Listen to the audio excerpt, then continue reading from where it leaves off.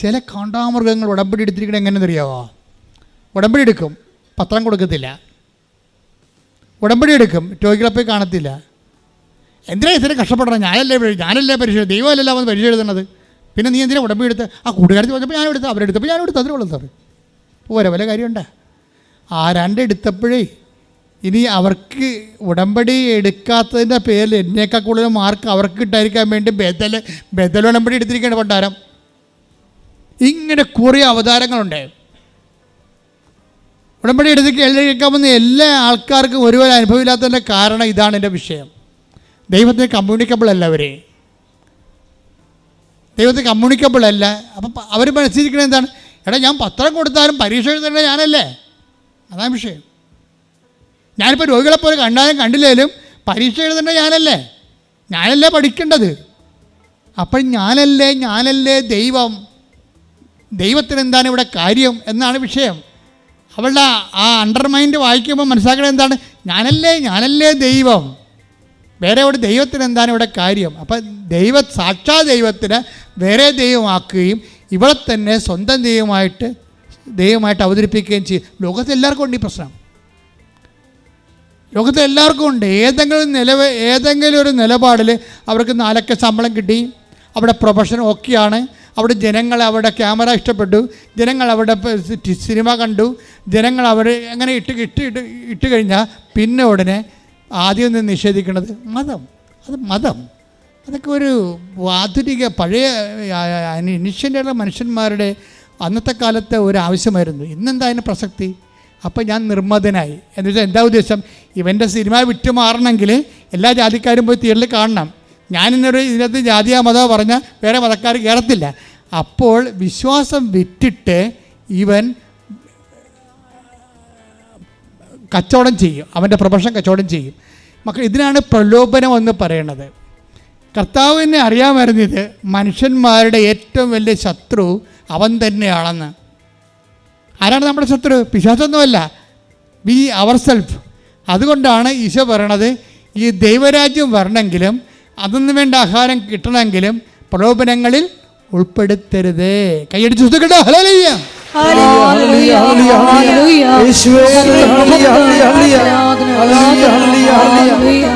എപ്പോഴും നമ്മളിപ്പോൾ ദൈവത്തിൻ്റെ തന്നെ പ്രാർത്ഥിക്കുമ്പോൾ കർത്താവിനോട് പട്ടാങ്ങി പറയേണ്ട ഒരു സംഭവമുണ്ട്. കർത്താവേ, ഒരു പ്രലോഭനത്തിൻ്റെ സിറ്റുവേഷനിലേക്ക് എന്നെ കൊണ്ടുപോകരുത്. കാരണം പ്രലോഭനങ്ങളുടെ സിറ്റുവേഷനിലേക്ക് വരുമ്പോൾ ദൈവം നിന്നെ കശാപ്പ് ശാലയിലേക്ക് വിടാനുള്ള സാധ്യതയുണ്ട്. നിൻ്റെ കയ്യിലിരിപ്പ് മോശമാണെങ്കിൽ നീ അറിയാതെ കശാപ്പ് ശാലയിലേക്ക് പോകും. എന്താ കാര്യം? നീ തന്നെ അഹങ്കാരിയായിട്ട് ദൈവത്തിന് അംഗീകരിക്കേണ്ടത് പോരായ്മയെ കരുതിയാൽ. ഇപ്പം എല്ലാം പുതിയ സാധനങ്ങളൊക്കെ വരുമ്പോൾ പുതിയ സാധനങ്ങളെല്ലാം പ്രലോഭനമാണ്. A cultural temptation. ഒരു സാംസ്കാരിക പ്രലോഭനമുണ്ട്, സാമ്പത്തിക പ്രലോഭനമുണ്ട്. സാമ്പത്തിക പ്രലോഭനം എന്ന് പറയുന്നത് നിൻ്റെ ബിസിനസ് വിജയിക്കണമെന്നുണ്ടെങ്കിൽ മറ്റുള്ളവരെങ്ങനെ വിജയിച്ചതെന്ന് നോക്കുന്നേ, മറ്റുള്ളവരുമായിട്ട് മത്സരം വരും. അപ്പോൾ അവർ പറയാം കുട്ടിച്ചാത്തിൻ്റെ അടുത്ത് പോയിട്ടാണ് ആ വികസനം. അവർ കുട്ടിച്ചാത്തിൻ്റെ സേവ ചെയ്തിട്ടാണ്. എന്നാൽ പിന്നെ എന്നാ കാര്യം? ബിസിനസ് ചെയ്യാൻ കച്ചവടത്തിന് ലാഭത്തിന് വേണ്ടിയല്ലേ. അപ്പോൾ കർത്താവ് എല്ലാം ക്ഷമിച്ചോളൂ എന്ന് പറഞ്ഞിട്ട് ഇവനും കുട്ടിച്ചാത്തിൻ്റെ അടുത്ത് പോകും. കാര്യം ഒന്നുറങ്ങിയാൽ നേരം എടുക്കത്തില്ല. പ്രലോഭനത്തിൽ ഉൾപ്പെടുത്തരുത്. ശ്രുതികടെ ഹല്ലേലൂയ. കൃപയേകണമേ അനുതാപം ഞങ്ങൾ നൽകേണമേ. ഇന്നത്തൊരു വിഷയം സമൂഹത്തെ സപ്ലിമെൻ്റ് ചെയ്യണില്ല എന്നുണ്ടെങ്കിൽ, സമൂഹത്തെ സംസ്കരിക്കണില്ല, വിശുദ്ധീകരിക്കണില്ല എന്ന് നീ ഒരു വിശ്വാസിയാകുമ്പോൾ അത് തന്നെ നിൻ്റെ ഒരു പരാജയമാണ്. എന്താ കാര്യം? ഈ ജീവിതത്തെ നമ്മൾ അംഗീകരിക്കണില്ലെന്ന് എൻ്റെ അർത്ഥം. എന്താ കാര്യം? ഈ ജീവിതത്തെ ഞാൻ അംഗീകരിക്കണമെങ്കിൽ ഈ ജീവിതം ക്രിസ്തുവിനെ സ്വീകരിക്കണം. ക്രിസ്തുവിനെ സ്വീകരിക്കാത്തൊരു സമൂഹത്തിൽ ക്രിസ്തുവിനെ സ്വീകരിക്കാൻ വേണ്ടി നീ ഒരു നിലപാടെടുക്കുമ്പോൾ നിങ്ങളാണല്ലോ സാക്ഷികളെന്ന് പറയുമ്പോൾ വിശ്വാസത്തെ സാക്ഷ്യം കൊണ്ട് സ്ഥിരീകരിക്കണില്ലെങ്കിൽ ആ വിശ്വാസം നിർജീവമായ വിശ്വാസമാണ്. തോമസ് എന്നോ അല്ലെങ്കിൽ അലക്സ് എന്നോ അല്ലെങ്കിൽ ഏതെങ്കിലും തരത്തിൽ ജോസഫ് എന്നോ ഒക്കെ പേരിട്ട് കാര്യമില്ല. എന്നാ പേരിടാൻ പറ്റാത്തത്? വിശ്വാസം എന്താണെന്നറിയാതെ തരം കിട്ടുമ്പോൾ അവരുടെ അംഗീകാരത്തിനോ പണത്തിനോ ബിസിനസ്സിൻ്റെ വളർച്ചയ്ക്ക് വേണ്ടി ദൈവത്തെ തള്ളിപ്പറയുമ്പോൾ സമൂഹത്തിൽ ജ്വലിച്ചു നിൽക്കുന്ന ആൾക്കാർ ദൈവത്തെ തള്ളിപ്പറഞ്ഞാൽ അവൻ്റെ ജീവിതം ഇവിടെ വെച്ച് അവസാനിക്കുകയാണ്. കാര്യം മുന്നോട്ട് പോകുമ്പോൾ പല കാര്യങ്ങളോട് ഒത്തുതീർപ്പുകൾ ചെയ്യേണ്ടി വരുന്ന അപ്പോസ്തലന്മാർ, മിഷണറിമാർ ഒത്തുതീർക്കാത്ത സ്ഥലങ്ങളിലെല്ലാം പുതിയ കാലത്ത് നമുക്ക് ഒത്തുതീർക്കേണ്ടി വരുമ്പോൾ എന്താ പറ്റണമെന്നറിയാവോ? നിങ്ങളിൽ നിന്നടുത്ത ദൈവരാജ്യം മറ്റുള്ളവർക്ക് നൽകപ്പെടുമെന്ന്. ദൈവരാജ്യം വിജാതയിലേക്ക് സഞ്ചരിച്ചുകൊണ്ടിരിക്കുന്ന കാഴ്ച കൃപാസനത്തിൽ വരുമ്പോൾ നിങ്ങൾ കാണാൻ പറ്റും. That's what happening here. സ്തുതിക്കട്ടെ, ഹല്ലേലൂയ, ഹല്ലേലൂയ, ഹല്ലേലൂയ. യേശുവേ സ്തുതി, hallelujah, hallelujah, hallelujah, hallelujah, hallelujah, hallelujah. പരിശുദ്ധ പരമ ദിവ്യകാരുണ്യത്തിന് നേരവും ആരാധനയും സ്തുതിയും പുകഴ്ചയും ഉണ്ടായിരിക്കട്ടെ. ക്രിസ്തുവിനെ സൈൽഡൈൻ ചെയ്തുകൊണ്ട് ഒരു സമാധാനം ഇവിടെ ഉണ്ടാക്കാൻ സഭയെ ആരും ഏൽപ്പിച്ചിട്ടില്ല. ആരെങ്കിലും ഏൽപ്പിച്ചിട്ടുണ്ടെങ്കിൽ ആ ഏൽപ്പിച്ച ആളുടെ പേര് ക്രിസ്തു എന്നായിരിക്കത്തില്ല, ദൈവം എന്നായിരിക്കത്തില്ല. വേറെ ആർക്കു വേണ്ടി നമ്മൾ വിടുപണി ചെയ്തിരിക്കാം. ഒന്നെങ്കിൽ കാലത്തിന് വേണ്ടിയായിരിക്കും, കാലത്തിൻ്റെ പ്രവണതയ്ക്ക് വേണ്ടിയായിരിക്കും, ഒപ്പത്തിനൊപ്പം നിൽക്കാൻ വേണ്ടി സാംസ്കാരിക സമുന്നതന്മാരായിട്ട് ബ്രാൻഡ് കിട്ടാൻ വേണ്ടിയായിരിക്കും. എനിവേ നമ്മൾ വിൽക്കുന്നത് സുവിശേഷത്തെയാണെന്ന് മനസ്സിലാക്കിയാൽ മതിയാവും. അതുകൊണ്ട് വിശ്വാസം ഉയർത്തിപ്പിടിക്കാൻ ഒരവസരം നിനക്ക് കിട്ടിയാൽ വചനത്തിലൂടെ ഇന്നും പ്രവർത്തിച്ചുകൊണ്ട് വചനത്തെ നിഷ്കളങ്കമായി മുൻവിധിയില്ലാതെ സ്വീകരിച്ചുകൊണ്ട് അത് എക്സിക്യൂട്ട് ചെയ്യുന്ന ജനങ്ങളിലേക്ക് ദൈവം പതുക്കെ പതുക്കെ മൂവ് ചെയ്ത് പോകണം നമുക്ക് കാണാൻ പറ്റും. അത് വലിയൊരു കാഴ്ചയാണ്. ദൈവാനുഭവത്തിൻ്റെ വർത്തമാനകാല സാക്ഷ്യങ്ങൾ. അതുകൊണ്ട് തന്നെ സുവിശേഷം ആദ്യമേ തന്നെ തുറന്നിട്ടിരിക്കുകയായിരുന്നു. ആർക്ക് ദാഹിച്ചാലും കുഴപ്പമില്ല, അവർക്ക് എൻ്റെ അടുത്ത് വരാം. എന്നിലൊന്ന് വിശ്വസിച്ച് കിട്ടിയാൽ ആരുടെയും ലൈസൻസ് വാങ്ങിക്കാതെ തന്നെ ജീവജലത്തിൻ്റെ അരുവികൾ ഈ വിശ്വാസത്തിൻ്റെ പുറത്ത് നിങ്ങളിലേക്ക് ഒഴുകാൻ കൈയടിക്കട്ടെ. ജീവജലത്തിനരുവിയായി നിറഞ്ഞു കവിഞ്ഞൊഴുകണമേ, ജീവജലത്തിനരുവിയായി നിറഞ്ഞു കവിഞ്ഞൊഴുകണമേ. സ്നേഹാഗ്നിജ്വാലയായി എന്നിൽ കത്തിപ്പടരണമേ, സ്നേഹാഗ്നിജ്വാലയായി എന്നിൽ കത്തിപ്പടരണമേ. ആത്മാവേ പരിശുദ്ധാത്മാവേ, ആത്മാവേ പരിശുദ്ധാത്മാവേ. നമ്മൾ ആ കഥ മുന്നോട്ട് പോവുകയാണ്. രേഖയ്ക്ക് വീടായി, സ്ഥലമായി, മാതാവ് കൂടെയുണ്ട്. പക്ഷെ പെട്ടെന്ന് രേഖ ഉടമ്പടി തന്നെയാണ്. പക്ഷെ ഉടമ്പടിയിലാണെന്ന് വിചാരിച്ചുകൊണ്ട് എപ്പോഴും നമ്മൾ ശ്രദ്ധിക്കേണ്ട ഇതാണ്, ഉടമ്പടിയിലാകുമ്പോൾ ഉടമ്പടി വെച്ചിരിക്കുന്ന നിയോഗത്തിൽ മാത്രമാണ് നിൻ്റെ ശ്രദ്ധ വരണത്. പക്ഷെ ഉടമ്പടി നിയോഗത്തിൽ മാത്രം വെച്ചാൽ നിനക്ക് ഓക്കെ ആണെന്ന് പറയുന്ന സ്ഥലങ്ങളുണ്ടല്ലേ. ഈ രേഖയ്ക്കൊരു നല്ല മകനുണ്ടായിരുന്നു. അവൻ ശാന്തനാണ്, സൗമ്യനാണ്, ഇന്ന് വരെ ഒരു ക്രിമിനൽ കേസിലോ ഒന്നുമില്ല. പക്ഷെ അവന് പെട്ടെന്ന് മച്ചാട് മാമാങ്കത്തിൽ വെച്ച് കുത്ത് കിട്ടി. അപ്പോൾ മകൻ അവിടെ ഒരു പ്രത്യേക അറിയപ്പെടുന്ന ഒരു ആയുർവേദ ക്ലിനിക്കിൽ നിന്ന് ആ സ്ഥലത്തേക്ക് പോയപ്പോൾ അവിടെ വെച്ചുണ്ടായ കശപിശയിൽ ഇവനുണ്ടാക്കിയതില്ല, വേറെ ആൾക്കാരുണ്ടാക്കിയാണെന്ന് തോന്നണം. പക്ഷേ കുത്തുവിന് കിട്ടി, പലർക്കും കിട്ടി. ചെറിയ കുത്തൊന്നുമല്ല, 14 കുത്ത് കഴുത്തിന്, 8 കുത്ത് നെഞ്ചിന്. ബോധം പോയി. അപ്പോൾ രേഖ ഓടി ആശുപത്രി ചെല്ലും. ചെല്ലുമ്പോൾ ഇവൻ മരിച്ചു എന്നുള്ളതാണ് റിപ്പോർട്ട് വരണത്. അപ്പോൾ രേഖ പറയുന്നൊരു വർത്തമാനമുണ്ട്. എന്താ പറയണത്? എൻ്റെ മകൻ മരിക്കില്ല, കാരണം എൻ്റെ മനസ്സിൽ കർത്താവ് എനിക്ക് നല്ല ശക്തി തരുന്നുണ്ട്. നിങ്ങളത് ചിന്തിക്കണം, ആ സിറ്റുവേഷൻസ് കണ്ട. ഇതുപോലെ ഇത്രയും വലിയ ഭയാനകമായ ഒരു സാഹചര്യം. അമ്മയാണ് ഇവർ. 4 മക്കളിൽ 3 പെൺമക്കളാണ്, ഒരു ആൺമകനേ ഉള്ളൂ. ആ മകനെയാണ് 14 കുത്ത് കഴുത്തിനും 8 കുത്ത് നെഞ്ചിനും കിട്ടിയിരിക്കണത്. അവന് ബോധമില്ല, മരിച്ചവരെ കിടക്കുകയാണ്. അപ്പോൾ രേഖ പറയണേ, എനിക്കൊന്നും ഫീൽ ചെയ്തില്ല. എന്താ കാര്യം? എൻ്റെ കർത്താവ് എൻ്റെ ഉള്ളിൽ എനിക്ക് ശക്തി നൽകിക്കൊണ്ടിരിക്കും. അപ്പം ഞാൻ മനസ്സിൽ പറഞ്ഞുകൊണ്ടിരിക്കും, അവൻ മരിക്കത്തില്ല, അവൻ മരിക്കത്തില്ല. ആൾക്കാരൊക്കെ പറയും അവൻ മരിക്കും, അവൻ മരിച്ചു പോകും കേട്ടോ, രഹേ പിടിച്ചു നിൽക്കണം കേട്ടോ, വളരെ മോശം മാരകമായ കുത്താണ് കിട്ടിയിരിക്കുന്നത്. അവൻ മരിക്കത്തില്ല. എന്താണ് മരിക്കാത്തത്? ഞാൻ ഉടമ്പടി എടുത്തിട്ടുണ്ടെന്ന്. ഈ ആഴ്ചയിൽ ഏറ്റവും വലിയ സാക്ഷ്യമാണത്. ഞാനിതും പറഞ്ഞ് ആശുപത്രി ചെല്ലുമ്പോഴേ അവൻ ബോധമില്ലാതെ മണിക്കൂറോളം കിടക്കുകയാണ്. ഞാൻ ചെല്ലുമ്പോൾ ഞാൻ ചെന്ന് അവനെ തൊട്ടതും അവൻ കണ്ണ് തുറന്ന് ഉടനെ എന്നോട് ആ മകൻ ചോദിച്ചു അമ്മേ ഞാൻ മരിച്ചു പോകുക.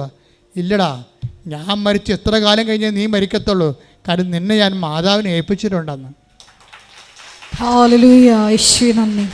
വിശ്വാസം വളരണം. കണ്ടില്ലേ? വിശ്വാസം വളരണ്ട. വിശ്വാസം വളരണത് പ്രഖ്യാപനത്തിലൂടെയാണ്. അല്ലാതെ വിശ്വാസം വളരണത് പ്രതിസന്ധികളിലെ നമ്മുടെ പ്രഖ്യാപനത്തിലൂടെയാണ് വിശ്വാസം വളരണത്. ഇത്രയും പറഞ്ഞിട്ട് 2 ദിവസം കൊണ്ട് അമ്മ ഈ 14 കുത്തും കരിച്ചു കളയും. ഈ കുത്ത് കിട്ടുന്ന സമയത്ത് അവൻ്റെ ഡോക്ടർ പറയണേ, അവൻ്റെ ഹൃദയവും കുത്തും തമ്മിൽ ഒരു ചകിരിനാരിൻ്റെ കുത്തിറങ്ങിപ്പോയിരിക്കണില്ലേ, അതും അവൻ്റെ ഹൃദയവും തമ്മിൽ ഒരു ചകിരിനാരിൻ്റെ വിടവേ ഉള്ളൂ.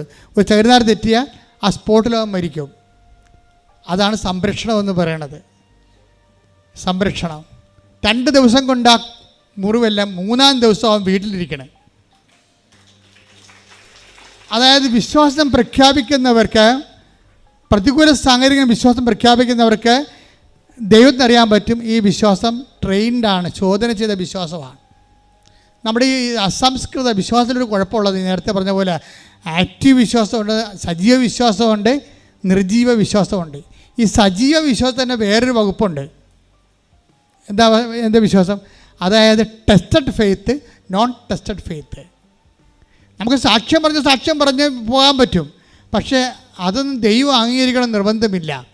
ദൈവം അംഗീകരിക്കണമെങ്കിൽ അത് ടെസ്റ്റ് ചെയ്യണം. അഗ്നിശോധനയെ അതിജീവിച്ച വിശ്വാസം. 1 പത്രോസ് 1:7 കാരണം അഗ്നിശോധനയെ അതിജീവിക്കുന്ന നശ്വരമായ സ്വർണ്ണത്തേക്കാൾ വിലയേറിയതായിരിക്കും പരീക്ഷകളെ അതിജീവിക്കുന്ന നിങ്ങളുടെ വിശ്വാസം. അപ്പോൾ ഇവർ പുതിയ വിശ്വാസം വന്ന എന്താണ്? Tested and valued faith. Tested and value added faith. അപ്പോൾ ഒരു സാഹചര്യം വന്നാൽ നിൻ്റെ വിശ്വാസം ഉടനെ അത് ടെസ്റ്റാണ്. ആ ടെസ്റ്റിൻ്റെ അകത്ത് നിന്നെടുക്കുന്ന നിലപാടാണ് ഇതിനെ വാല്യൂ ആഡ് ചെയ്യണത്. ഇപ്പോൾ നമ്മൾ ഇവിടെ നിന്ന് എത്തിയത്, ആദ്യം വിശ്വാസം എങ്ങനെയാണ് വരുന്നത്? ധാരണ, പിന്നെ എങ്ങനെ വിചാരം, പിന്നെന്ത് വിശ്വാസം, പിന്നെന്ത് സജീവ വിശ്വാസം, നിർജീവ വിശ്വാസം. സജീവ വിശ്വാസം എന്താണ്? സാക്ഷ്യം, സാക്ഷ്യമില്ലാത്ത വിശ്വാസം. സാക്ഷ്യവിശ്വാസം എന്ത് പറ്റും? Tested faith, non tested faith. സാക്ഷ്യവിശ്വാസം പോലും ടെസ്റ്റഡ് ആയിരിക്കുമ്പോൾ മാത്രമേ ദൈവം അത് അക്സെപ്റ്റ് ചെയ്യത്തുള്ളൂ. മനസ്സിലായില്ലേ? ദൈവം അക്സെപ്റ്റ് ചെയ്യുമ്പോൾ എന്ന് വെച്ചാൽ വിശ്വാസം വളർന്ന് ഈ വിശ്വാസം ഒരു പുണ്യമാണല്ലോ. ജപമാലയിൽ നമ്മൾ പറയുന്നില്ലേ, വിശ്വാസം എന്ന പുണ്യമുണ്ടായി വർദ്ധിക്കാൻ, അല്ലേ? എൻ്റെ തിരുക്കുമാരനോട് പ്രാർത്ഥിക്കണമേ. അപ്പോൾ വിശ്വാസം ഒരു പുണ്യമാണ്. അപ്പോൾ വിശ്വാസം പുണ്യമായിട്ട് നമ്മുടെ ആത്മാവിലേക്ക് ചേരണ ഒരു സമയമുണ്ട്. പുണ്യം എന്തിനാണ്? ശരീരത്തിലോട് വിശ്വാസത്തെ നിങ്ങൾ വർക്ക് ചെയ്യണത് ശരീരത്തിൻ്റെ കാര്യങ്ങൾ ഉൽപ്പാദിപ്പിക്കാൻ വേണ്ടിയാണ്. ആൾക്കാർ രോഗസൗഖ്യം, ജോലി, വീട്, വിവാഹം, വഴി എന്നൊക്കെ പറഞ്ഞുകൊണ്ട് ഭൗതിക കാര്യങ്ങൾ നേടിയെടുക്കാൻ വേണ്ടി വിശ്വാസം ഉപയോഗിക്കുന്നുണ്ട് ആൾക്കാർ. പക്ഷേ അതേസമയം തന്നെ അത് ഈ ജീവിതത്തിന് വേണ്ടി മാത്രമേ പ്രയോജനപ്പെടുന്നുള്ളൂ. പക്ഷേ നിത്യജീവിതത്തിനാണെങ്കിൽ വിശ്വാസം കൺവേർട്ട് ചെയ്ത് കൃപയായിട്ട്, അതിൻ്റെ ഒരു ഫെയ്ത്ത് മെക്കാനിസം, മെറ്റാബോളിസം അങ്ങനെയാണ്. അത് കൺവേർട്ട് ചെയ്തിട്ട് കൃപയായിട്ട് മാറും. കൃപയായിട്ട് മാറിക്കഴിഞ്ഞാൽ വിശ്വാസം ടെസ്റ്റഡ് ഫെയ്ത്താണ്. അത് വിശ്വാസ കൃപയെന്ന് പറയണത്. വിശ്വാസ കൃപയെന്നാണ് എൻ്റെ പേര്. ആ വിശ്വാസ കൃപ എവിടെയാണ്? കർത്താവിൻ്റെ കൃപ. അത് നമ്മുടേതല്ല. ഒരിക്കൽ ടെസ്റ്റ് ചെയ്താൽ പിന്നെ അത് കർത്താവിൻ്റെതായി മാറും. കർത്താവിൻ്റെ കൃപ എന്തു ചെയ്യും? നമ്മുടെ ശരീരത്തിൻ്റെ കൂടെയല്ല, ഗലാത്യർ 6:19. Take the word of God. കർത്താവിൻ്റെ കൃപ പറഞ്ഞേ, കർത്താവിന്റെ കൃപ നമ്മുടെ ആത്മാവിന്റെ കൂടെ ഉണ്ടായിരിക്കട്ടെ. വായിച്ചോളൂ, ശ്രുതികട്ടെ. ഹല്ലേലൂയ. ഗലാത്യ 6:18. ഗലാത്യർ 6:18. നമ്മുടെ കർത്താവായ യേശുക്രിസ്തുവിന്റെ കൃപ പറഞ്ഞേ, നമ്മുടെ കർത്താവായ യേശുക്രിസ്തുവിന്റെ കൃപ നിങ്ങളുടെ ആത്മാവിനോട് കൂടെ ഉണ്ടായിരിക്കട്ടെ. ഇതാണൊരു വിഷയം. അതായത് സാധാരണ വിശ്വാസം ശരീരത്തിൻ്റെ കൂടെയാണ് ഉണ്ടാകണത്. വീട്, ജോലി, വിവാഹം, വാടകമാറ്റം, അതെല്ലാം നമുക്ക് ഈ ഭൂമിയിൽ വെച്ച് ഉണ്ടാകുന്നതാണ്. പക്ഷേ ഇതിന് വേണ്ടി മാത്രമാണ് നിങ്ങളെ ഉടമ്പടി എടുത്തിട്ടുള്ളെങ്കിൽ എന്താ സംഭവിക്കണത്? ഈ ജീവിതത്തിന് വേണ്ടി മാത്രമാണ്.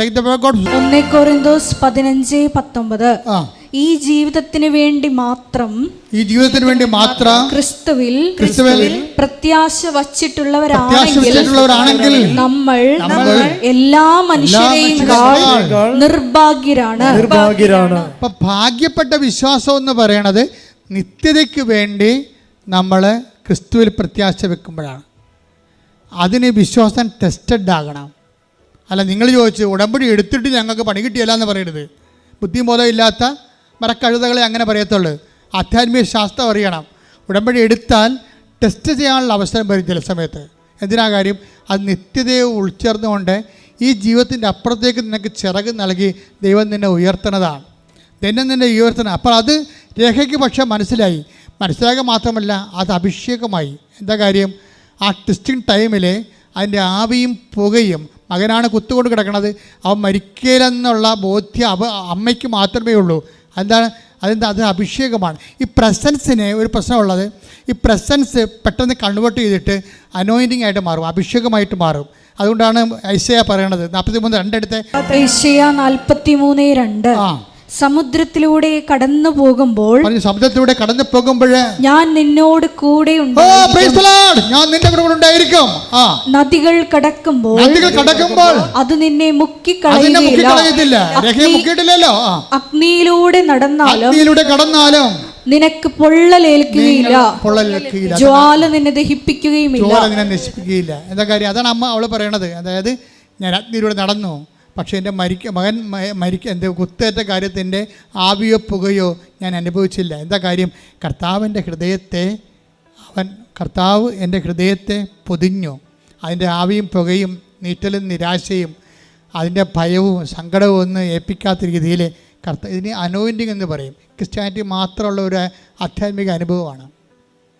അതാണ് അനോയിൻറ്റിങ്. അതായത് എല്ലാ ഡേഞ്ചർ സിറ്റുവേഷനിലും പെട്ടെന്ന് അനോയിൻറ്റിങ് വരും. എന്ന് വെച്ച് കഴിഞ്ഞാൽ ഇപ്പോൾ നമുക്കറിയാമല്ലോ, ഇപ്പോൾ ഒരു പുതിയ വിമാനം കണ്ടുപിടിച്ചിട്ടില്ലേ? എന്താ കാര്യം? വിമാനം ഇങ്ങനെ പോണ സമയത്ത് കത്ത് പിടിച്ചെന്ന് വിചാരിച്ചോ? അപ്പോൾ ഹെഡിനോ ടെയിലിനോ ബോഡിക്കോ കത്ത് പിടിക്കാം. അപ്പോൾ പൈലറ്റിൻ്റെ കയ്യിൽ 3 ബട്ടണുണ്ട്. എന്താ കാര്യം? ഇത് 3 ബട്ടണിൽ ബോഡി ഇപ്പോൾ 244 യാത്രക്കാരുമായിട്ട് പോകുന്നൊരു വിമാനമാണ്. അപ്പോഴതിൻ്റെ ഹെഡിനാണ് തീ പിടിച്ചിരിക്കുന്നത്, അല്ലെങ്കിൽ ടൈലിനാണ് തീ പിടിച്ചിരിക്കണമെന്നുണ്ടെങ്കിൽ അത് പൊട്ടിത്തെറിക്കും ആ സെക്കൻഡിനുള്ളിൽ. അതിനുള്ളിൽ ഡ്രൈവർ ഈ പൈലറ്റ് ഒരു ബട്ടനെ അമർത്തി കഴിഞ്ഞാൽ ഉടനെ ഒരു 10-20 പാരച്യൂട്ട് ഈ ബോഡി സെക്ഷനിൽ നിന്ന് മേലോട്ട് പോകും. എന്നിട്ട് ടൈലും ബോഡിയും ഹെഡും കത്തുപിടിച്ച ഭാഗം ഇതിൽ നിന്ന് പിന്തിരിഞ്ഞിട്ട് അതിൻ്റെ പാരച്യൂട്ട് ഓൺ ചെയ്യും. എന്നിട്ട് ഈ 20 പാരച്യൂട്ടും ഈ ജനങ്ങളുമായിട്ട് ബോഡി പാർട്ടുമായിട്ട് വിമാനം വന്ന് കരയിൽ ലാൻഡ് ചെയ്യും, അല്ലെങ്കിൽ വെള്ളത്തിൽ ലാൻഡ് ചെയ്യും. ആ പുതിയ ഇപ്പം അത് കമ്പനിക്ക് കൊടുത്ത് അത് മാർക്കറ്റിലേക്ക് വരും ഉടനെ. അപ്പം ഇതുപോലെ തന്നെയാണ് നമ്മൾക്ക് ഉടമ്പടിയിൽ ഇരിക്കുന്ന വ്യക്തിയെ സംബന്ധിച്ചിടത്തോളം നിന്നെ ഡാമേജ് ആക്കാതെയാണ് ഉടമ്പടി ചെയ്യത്തുള്ളൂ. ഉടമ്പടി നിനക്ക് പ്രത്യേക പ്രൊട്ടക്ഷൻ തന്നിട്ട് അതിൻ്റെ ആവിയും പുകയും നിന്നെ ഡിപ്രഷൻ ഉണ്ടാക്കാതിരിക്കാൻ വേണ്ടി അതിൻ്റെ ആവിയും പുകയും നിന്നെ അടുപ്പിക്കാതിരിക്കാൻ വേണ്ടി നിന്നെ സംരക്ഷിക്കാം. അതിനാണ് ഈ ഭയം എന്ന് പറയുന്ന വിഷയത്തെ ഉടമ്പടി ശരിക്കും കൈകാര്യം ചെയ്യുന്നുണ്ട്. പക്ഷെ നമുക്കത് അറിയണം. ഭയത്തിന് കൂടി പാക്കേജ് ഉടമ്പടിയിലുണ്ടെന്ന് നമുക്ക് മനസ്സിലാക്കണം. ശരിക്കും പറഞ്ഞാൽ ഈ രേഖയുടെ ദൈവാനുഭവങ്ങളെല്ലാം സമ്മറൈസ് ചെയ്തുകൊണ്ട് രേഖ അവസാനം പറയുന്നൊരു വചനമുണ്ട്. അത് ഐശയ്യ 45:2. എല്ലാവരും പറയുന്ന വചനങ്ങളാകാം, കുറേ പേര് അത് പറയാറുണ്ട്. അത് ഒരു ഉടമ്പടി വചനമാണത്. എന്താണ്? ഞാൻ നിനക്ക് മുമ്പേ പോയി. ഏശയ്യാ 45:2. ഏശയ്യാ 45:2. ഞാൻ നിനക്ക് മുൻപേ പോയി, ഞാൻ നിനക്ക് മുമ്പേ പോയി, മലകൾ നിരപ്പാക്കുകയും പിച്ചളവാതിലുകൾ തകർക്കുകയും ഇരുമ്പോടാമ്പലുകൾ ഒടിക്കുകയും ചെയ്യും. ഇത് രേഖ പറഞ്ഞിട്ട് അവൾക്ക് വ്യാഖ്യാനം വരെ അവൾ തന്നെ പറയുന്നുണ്ട്. ഭയങ്കര രസമാണ്. ഈ ജ്ഞാനസ്ഥാനപ്പെടാത്ത ആൾക്കാരൊക്കെ ജീവിതാനുഭവങ്ങൾ കൊണ്ട് കർത്താവിനെ അറിഞ്ഞിട്ട് അവർ തന്നെ വചനം ജീവിതം കൊണ്ട് വ്യാഖ്യാനിക്കണൊക്കെ കഴിഞ്ഞാൽ വലിയ വിസ്മയമാണ് ശരിക്കും. ഇത്രയും പറഞ്ഞതിന് ശേഷം ഇതെല്ലാം എൻ്റെ അനുഭവത്തിൽ ഞാൻ പറയുകയാണ്. ഈ അനുഭവത്തിൽ എനിക്ക് മനസ്സിലായത് കർത്താവിൻ്റെ വചനത്തിൽ പറഞ്ഞിട്ടുണ്ട് എന്താണ്, ഞാൻ നിനക്ക് മുമ്പേ പോകുമെന്ന്. ഈ 9 കൊല്ലം ഞാൻ അപേക്ഷ വെച്ചിട്ട് എന്നെ അവിടെ അടുപ്പിക്കാതിരുന്ന ഒരു പഞ്ചായത്ത് ഓഫീസർ ഉണ്ടായിരുന്നു, സെക്രട്ടറി. ഞാൻ അമ്മയോട് പറഞ്ഞു, അമ്മേ ഇനി ഞാൻ ഈ വാടകയ്ക്ക് ഇനി എൻ്റെ മക്കളാരും മരിക്കണമെങ്കിൽ അല്ലെങ്കിൽ ഞാൻ തന്നെ മരിച്ച ഈ ഡെഡ് ബോഡി എവിടെ കിടത്തും? അമ്മയ്ക്ക് ഇത് ഈ വിഷയത്തിലൊരു തീരുമാനം എടുക്കാൻ പറ്റത്തില്ലേ, എന്നെ സഹായിക്കണേ എന്ന് പറഞ്ഞ് നേരെ കമ്മ്യൂണിക്കേറ്റ് ചെയ്തപ്പോഴേ അമ്മ ചെയ്ത പരിപാടി എന്താണെന്നറിയാവോ? അന്ന് വരെ അവിടെ ഉണ്ടായിരുന്ന ഇവൾക്ക് സ്ഥലം കൊടുക്കാതിരുന്ന പഞ്ചായത്ത് സെക്രട്ടറിയെ ആ സെക്കൻഡിൽ സ്ഥലം മാറ്റിക്കളഞ്ഞ് ഇതിൽ പുതിയ ആളെ വെച്ചിട്ടാണ്. അപ്പുറത്തെ പുതിയ ആളെ വെക്കണമല്ല, പുതിയ ആൾക്കാരങ്ങനെ വരാൻ പോവുകയും ചെയ്യും. ഇവരെ വിളിച്ച് പിറ്റേ ദിവസം എന്നിട്ട് വിയോടുത്ത് ചെന്ന് കണ്ടിട്ട് നിങ്ങൾ സ്ഥലം വാങ്ങിക്കാൻ പറഞ്ഞു. എന്നിട്ട് രേഖ പറയണത് എന്താണെന്ന് അറിയാമോ? ഇതാണ് മല, കർത്താവ് എടുത്ത് മാറ്റിയെന്ന്, ഞാൻ നിനക്ക് മുമ്പേ പോകുമെന്ന്. അത് ജനത്തിൻ്റെ അനുഭവങ്ങൾ കൊണ്ട് ദൈവവചനത്തെ സ്വന്തമായിട്ട് വ്യാഖ്യാനിക്കണില്ലേ? വ്യാഖ്യാനിക്കണ എന്താ അനുഭവങ്ങൾ? അത് എന്താ കാര്യം? ഇത് പാക്കേജിലുള്ളതാണ്. അതാണ് ഞാൻ നേരത്തെ നോക്കിയത്. ഞാൻ നിനക്ക് മുമ്പേ പോകും, പിച്ചളവാതിൽ ഒടിക്കും, ഇരുമ്പോടമ്പലേക്ക് തകർക്കും. നിനക്കെതിരെ നിൽക്കുന്ന ശക്തികൾ എന്തായാലും അത് നിനക്ക് തകർക്കാൻ പറ്റുന്നില്ലെങ്കിൽ നീ യാത്ര തുടങ്ങുമ്പോൾ ഞാൻ നിനക്ക് മുമ്പേ പോകും. വാഗ്ദാന പേടകത്തിലുള്ള ഏറ്റവും വലിയൊരു വാഗ്ദാനമാണ് ഉടമ്പടിയിലുള്ള. സംഖ്യ 10:33. അവർ കർത്താവിന്റെ പർവ്വതത്തിൽ നിന്ന് പുറപ്പെട്ട് 3 ദിവസം യാത്ര ചെയ്തു. വാഗ്ദാന പേടകം കാവിക്കൊണ്ട് ഇവർ യാത്ര ചെയ്യുകയും അവർക്ക് ഒരു വിശ്രമസ്ഥലം ആരാഞ്ഞുകൊണ്ട് ഒന്ന് പറഞ്ഞ് ഏറ്റു പറഞ്ഞ് അവർക്ക് ഒരു വിശ്രമ സ്ഥലം ആരാഞ്ഞുകൊണ്ട് കർത്താവിന്റെ വാഗ്ദാന പേടകം അവരുടെ മുമ്പിൽ പോയി കൈയടിക്കട്ടെ. ആരാധന ഹല്ലേലൂയ.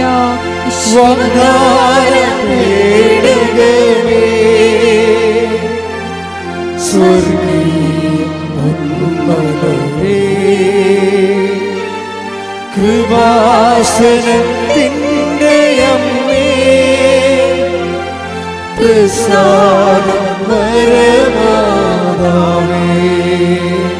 അപ്പം നിന്റെ വീട്, ജോലി, വിവാഹം, PSC പരീക്ഷ, PR എല്ലാ സാധനവും നിന്നെ മലകളായി നിൽക്കുമ്പോഴും ഓടാമ്പഴയായി നിൽക്കുമ്പോഴും പിച്ചള വാതിലായി നിൽക്കുമ്പോഴും ഇത് തകർക്കാൻ വേണ്ടി നിനക്ക് മുമ്പേ പോകുന്ന ശക്തിയാണ് വാഗ്ദാന പേടകം. ആ വാഗ്ദാന പേടകമായിട്ട് നിന്നെ കണക്ട് ചെയ്യണതാണ് ഉടമ്പടി.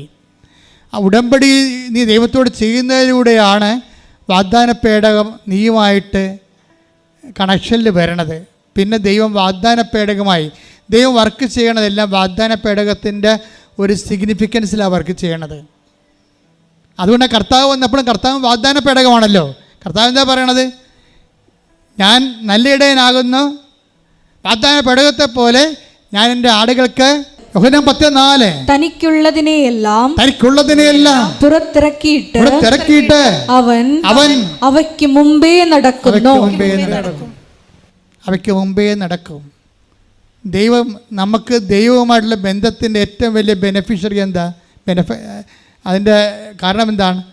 നമുക്ക് ഏറ്റവും വലിയ ഗുണം എന്താണ്? നമുക്ക് മുമ്പേ പോകും. ഭാര്യയായാലും ഭർത്താവായാലും മക്കളായാലും കൂടെയല്ലേ വരത്തുള്ളൂ. പല സംഭവത്തിനും നമ്മുടെ കൂടെ വന്നിട്ട് വലിയ കഥയൊന്നുമില്ല. പല ചോര കാണുമ്പോൾ തല ചുറ്റി വീഴാൻ കൊള്ളാം. അതാ പ്രശ്നം. അതായത് നമുക്ക് മുമ്പേ ഒരാളുണ്ടാകണം. ഉടമ്പടി നിനക്ക് മുമ്പേ ഒരാളുണ്ടാകും. അതാണ് ഞാൻ എൻ്റെ ആടുകൾക്ക്, ഈ ആടുകൾക്ക് മുമ്പേ നടക്കണം. എന്തിനു വേണ്ടിയാണ്? എന്തിനു വേണ്ടി മുമ്പേ നടക്കണത്? അതായത് നമ്മളെ സംഖ്യയിൽ വാഗ്ദാനപടത്തെക്കുറിച്ച് പറയുന്ന സംഖ്യയിൽ 10:30 എന്താ പറയണത്?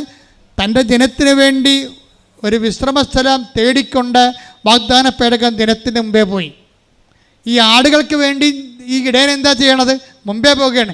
എന്തിനാണ് പോണത്? ഒരു വിശ്രമസ്ഥലം തിരക്കിയാണ്. ആ നിങ്ങളുടെ നിയോഗങ്ങൾ നിറവേറ്റാൻ തന്നെയാണ്. നിങ്ങളുടെ ഭൗതിക നിയോഗങ്ങളും ഭൗതിക ആവശ്യങ്ങളും നിറവേറ്റാൻ വേണ്ടി ദൈവത്തിൻ്റെ സംവിധാനമാണ്. അത് നിത്യത വരെ ഇതിന് മുമ്പിലുണ്ടാവും. ഇത് കൈയടിക്കട്ടെ, ശ്രുതിക്കട്ടെ. ഹല്ലേലൂയ. Hallelujah, hallelujah. നിത്യത വരെ വാഗ്ദാന പേടകമായി എന്റെ കൂടെ സഞ്ചരിക്കുന്ന മാതൃ സാന്നിധ്യത്തിന് സാമീപ്യത്തിന് നന്ദി പറയുന്നു. ഹല്ലേലൂയ.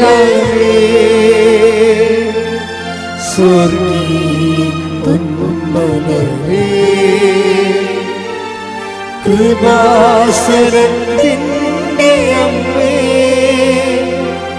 പ്രസാദം പരമാനമേ. നിനക്കൊരു വിശ്രമസ്ഥലം.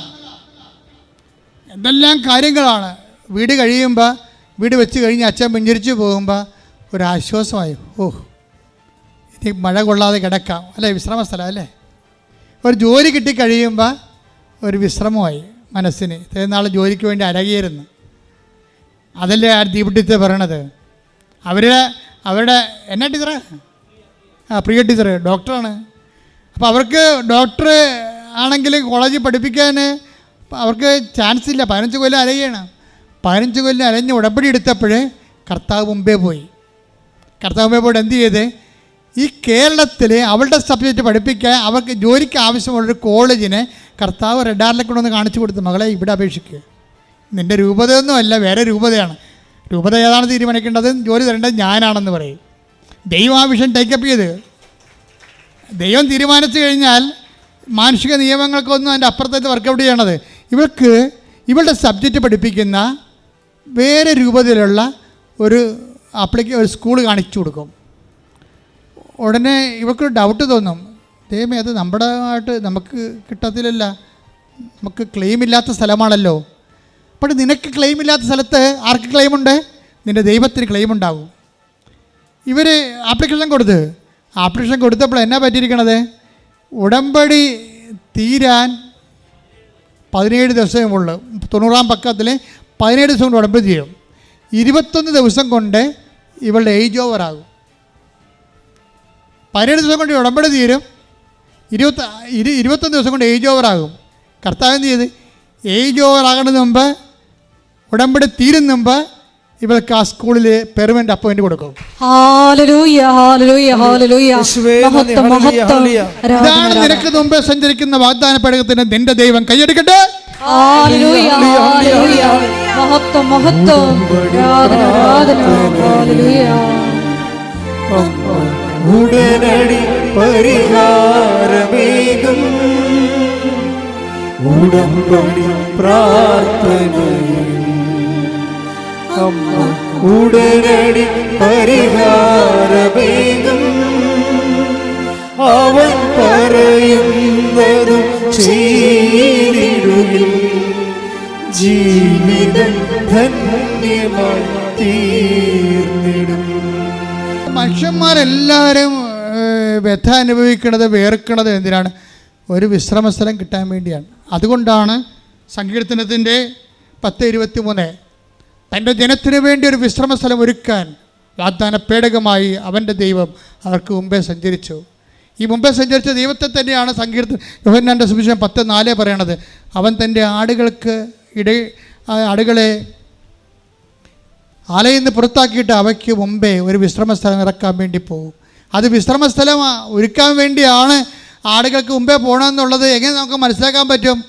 സങ്കീർത്തനം 23:2 വായിച്ചാൽ മനസ്സിലായി. സങ്കീർത്തനം 23:2 പച്ചയായ പുൽത്തകിടിയിൽ അവിടുന്ന് എനിക്ക് വിശ്രമമരുളുന്നു. പച്ചയായ പുൽത്തകിടിയിൽ അവിടുന്ന് എനിക്ക് വിശ്രമമരുളുന്നു. പ്രശാന്തമായ ജലാശയത്തിലേക്ക് അവിടുന്ന് എന്നെ നയിക്കുന്നു. അത് കഴിഞ്ഞിട്ട് പറയുമേ കോൺഫിഡൻസ് എന്താണെന്ന് പറയുന്നുണ്ട് അവൻ്റെ അകത്ത്. എന്താണ്? അവിടുത്തെ ചെങ്കോലും ദണ്ണും. മരണത്തിന്റെ നിഴൽ വീണ താഴ്വരയിലൂടെയാണ് ഞാൻ നടക്കുന്നതെങ്കിലും. മരണത്തിന്റെ നിഴൽ വീണ പറഞ്ഞേ, താഴ്വരയിലൂടെയാണ് ഞാൻ നടക്കുന്നത്. അപ്പൊ നടക്കത്തില്ലെന്നൊന്നുമില്ല, നടക്കുന്നതെങ്കിലും. അതാണ് വിഷയം. അതായത് നടക്കുന്നത് എങ്കിലും. സ്വാഭാവികമായിട്ട് ഉടമ്പടി എടുക്കുന്നവർക്ക് അങ്ങനെയുള്ള നെഗറ്റീവ് അനുഭവങ്ങൾ ഉണ്ടാകാം. എങ്കിലും അവിടുന്ന് കൂടെയുള്ളതിനാൽ ഞാൻ ഭയപ്പെടുകയില്ല. ഞാൻ ഭയപ്പെടുകയില്ല. അങ്ങയുടെ ഊന്നുവടിയും ദണ്ഡും എനിക്ക് ഉറപ്പേകുന്നു. ഞാനാണ് ഉറപ്പെന്ന് നടക്കിയത്. കാരണം കോൺഫിഡൻസ്. അഹങ്കാരികൾക്ക് അവർ തന്നെയാണ് ഉറപ്പ്. വിനയമുള്ളവർക്ക് ദൈവമാണ് ഉറപ്പ്. കോൺഫിഡൻസ് എന്ന് പറയുന്നത് അവൻ്റെ ഊന്നുവടിയാണ്. എന്നാണ് നിൻ്റെ ഇടയൻ്റെ ഊന്നുവടി നിനക്ക് കോൺഫിഡൻസ് നൽകുന്നുണ്ടെങ്കിൽ ഇടയൻ നിൻ്റെ മുമ്പിലുണ്ടെന്ന് ഉറപ്പാക്കണം. ശ്രുതിക്കട്ടെ ഹല്ലേലൂയ.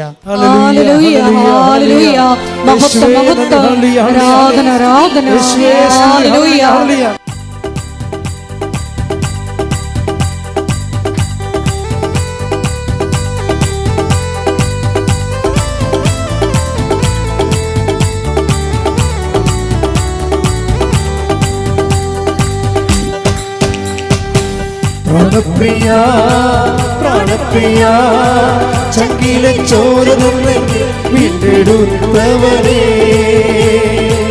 വീണ്ടെടുത്തു. പ്രാണപ്രിയ പ്രാണപ്രിയ ചങ്കിലെ ചോരനെ വീണ്ടെടുത്തവനെ വീണ്ടെടുത്തു. പ്രാണപ്രിയൻ തന്റെ ചങ്കിലെ ചോരയ എന്നെയും വീണ്ടെടുത്തു.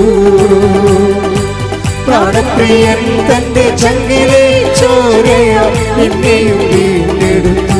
ഞങ്ങൾ ഉയർത്തി നന്ദി യേശുവേ, നന്ദി യേശുവേ, നീ ചെയ്ത നന്മകൾ ഒരായിരം നന്ദി. നന്ദി യേശുവേ, നിനക്ക് നന്ദി യേശുവേ, നീ ചെയ്ത നന്മകൾ ഒരായിരം നന്ദി. ശക്തിയാലല്ല, കൈയുടെ ബലത്താലല്ല, നിന്ദയല്ലയോ എന്നെ നടത്തിയത്. ശക്തിയാലല്ല, കൈയുടെ ബലത്താലല്ല, നിന്ദയല്ലയോ എന്നെ നടത്തിയത്.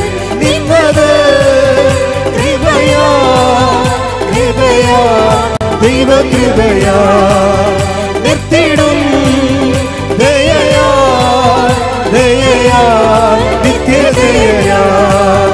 നിന്നത് കൃപയാ കൃപയാ ദൈവകൃപയാ, നിർത്തിടും ദയയാ ദയയാ നിത്യദയയാ. സ്തുതിച്ചു പ്രാർത്ഥിക്കാം. ഹല്ലേലൂയ ഹല്ലേലൂയ, മഹത്വം മഹത്വം, ആരാധന ആരാധന. ഹല്ലേലൂയ. പ്രാണപ്രിയ പ്രാണപ്രിയ ചങ്കിലെ ചോരനെ വീണ്ടെടുത്തവനെ വീണ്ടെടുത്തു. പ്രാണപ്രിയൻ തന്റെ ചങ്കിലെ ചോരയ എന്നെയും വീണ്ടെടുത്തു. പ്രാണപ്രിയൻ തന്റെ ചങ്കിലെ ചോരയ എന്നെയും വീണ്ടെടുത്തു. നന്ദി യേശുവേ, നന്ദി യേശുവേ, നീ ചെയ്ത നന്മകൾക്കൊരായിരം നന്ദി. ശക്തിയാലല്ല, കൈയുടെ ബലത്താലല്ല, നിന്ദയല്ലയോ എന്നെ നടത്തിയത്. നന്ദി യേശുവേ, നിനക്ക് നന്ദി യേശുവേ, നീ ചെയ്ത നന്മകൾക്കൊരായിരം നന്ദി.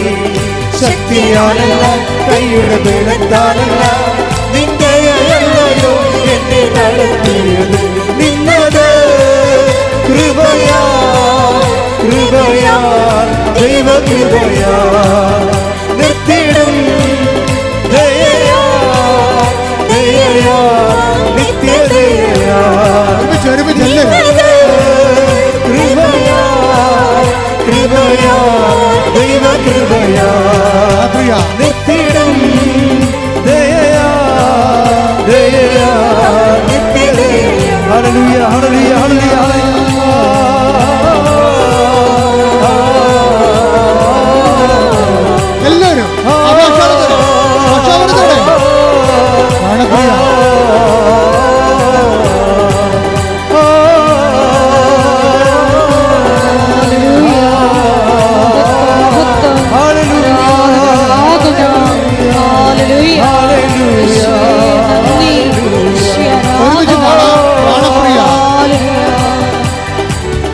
പാടും. പ്രാണപ്രിയ ചങ്കിലെ ചോരകൊണ്ട് വീണ്ടെടുത്തവരെ വീണ്ടെടുത്തു പ്രാണപ്രിയ പ്രാണപ്രിയ ചങ്കിലെ ചോരകൊണ്ട് വീണ്ടെടുത്തവരെ വീണ്ടെടുത്തു പ്രാണപ്രിയൻ ചങ്കിലെ ചോരയ എന്റെയും വീണ്ടെടുത്തു പ്രാണപ്രിയൻ തന്റെ ചങ്കിലെ ചോരയ എന്റെയും വീണ്ടെടുത്തു നന്ദി യേശുവേ നന്ദി യേശുവേ നീ ചെയ്ത നന്മകൾ ഒരായിരം നന്ദി യേശുവേ നിനക്ക് നന്ദി യേശുവേ നീ ചെയ്ത നന്മകൾ ഒരായിരം ശക്തിയാലല്ല കൈയുടെ ബലത്താലല്ല നിന്റെയല്ലയോ എന്നെ നടത്തിയത് ശക്തിയാലല്ല കൈയുടെ ബലത്താലല്ല നിന്റെയല്ലയോ എന്നെ നടത്തിയത് നിന്നത് കൃപയാ കൃപയാ ദൈവ കൃപയാ നിർത്തിയിടും ദയയാ ദയയാ നിത്യദയയാ നിന്നത് കൃപയാ കൃപയാ ദൈവ കൃപയാ നിത്യടും ദയയാ ദയയാ നിത്യദയ യേശുവേ നന്ദി ഹല്ലേലൂയ